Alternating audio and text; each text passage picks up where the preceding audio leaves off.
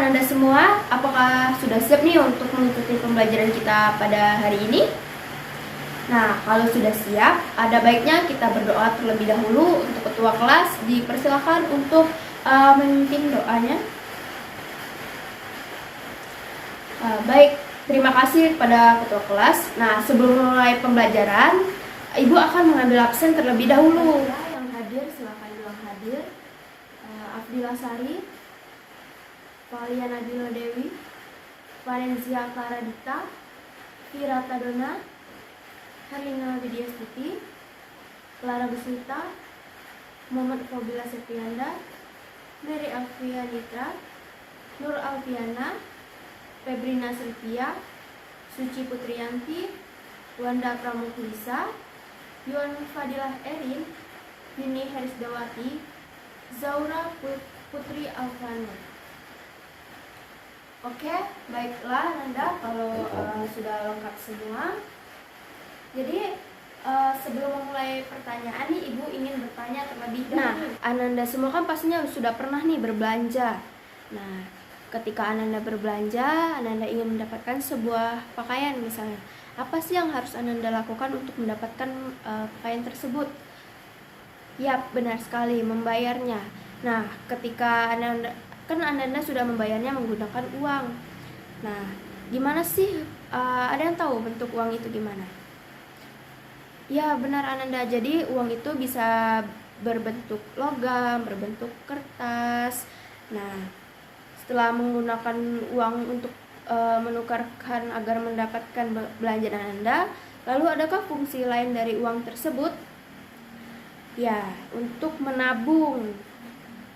Nah, dari pembahasan kita dari ini, adakah yang dapat menyimpulkan apa sih pembelajaran kita yang akan kita bahas pada hari ini? Ya, benar sekali Rani. Jadi pembelajaran kita hari ini akan mempelajari mengenai fungsi uang. Nah, jadi uang itu memiliki kriteria.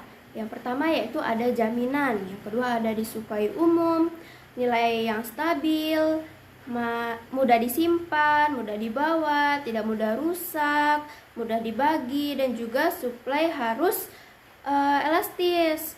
Nah, selanjutnya yaitu ada fungsi uang. Nah, seperti yang kita bahas di awal tadi nih. Apa sih fungsi uang itu selain untuk menabung tadi? Nah, benar sekali. Jadi uang itu selain bisa untuk menabung, uang itu juga bisa digunakan sebagai alat tukar menukar, satuan hitung, penimbun kekayaan, dan standar pencicilan hutang. Nah, uang itu juga terdapat jenis-jenis. Nah, apa sih jenis-jenis uang itu? Yang pertama itu ada jenis uang kartal. Yang kedua uang giral. Nah, kalau jenis uang berdasarkan pembuatannya yaitu ada uang logam, di mana uang tersebut dia berbentuk logam, dan ada juga yang bentuknya uang kertas. Nah,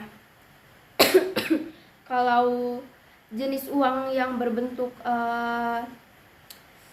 yang berdasarkan nilainya itu ada uang yang bernilai penuh, ada uang yang tidak bernilai penuh, dan kalau uang berdasarkan kawasan penggunaan itu ada uang lokal dan ada uang regional dan juga ada uang internasional.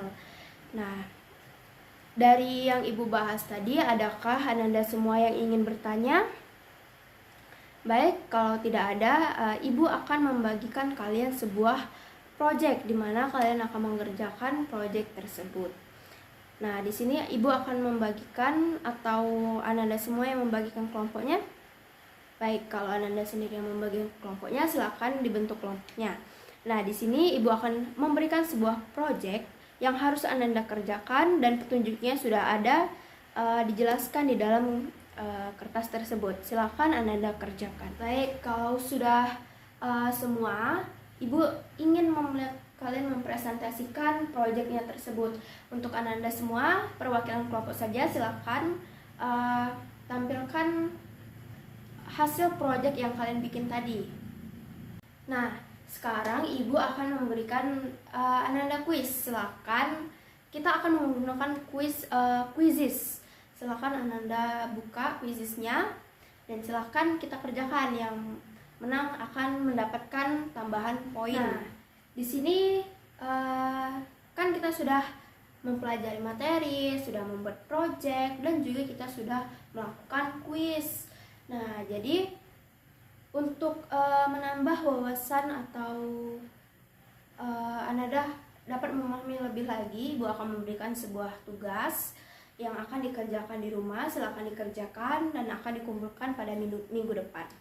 Nah, sebelum pembelajaran kita berakhir, Ibu akan memberikan Ananda sebuah refleksi. Silakan Ananda isi dan nanti kumpulkan ke Ibu ya. Jadi kesimpulannya yaitu uang itu berupa benda yang berbentuk logam atau kertas yang bisa kita lihat seperti sekarang ini. Terdapat uang logam dan uang koin yang bisa ditemui dan mempunyai nilai berdasarkan nominal yang tertera pada uang. Misalnya uang koin, ada uang 100, 200, 500 hingga 1000 rupiah. Nah, uang kertas dimulai dari 1000 hingga 100 rupiah.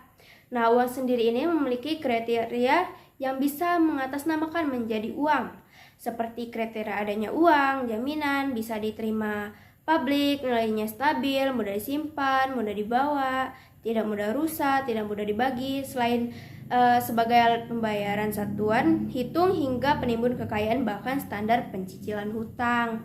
Nah, jadi itulah kesimpulan dari materi kita pada hari ini. Ibu akhiri pembelajaran kita pada hari ini. Wabillahi taufiq wal hidayah. Wassalamualaikum warahmatullahi wabarakatuh.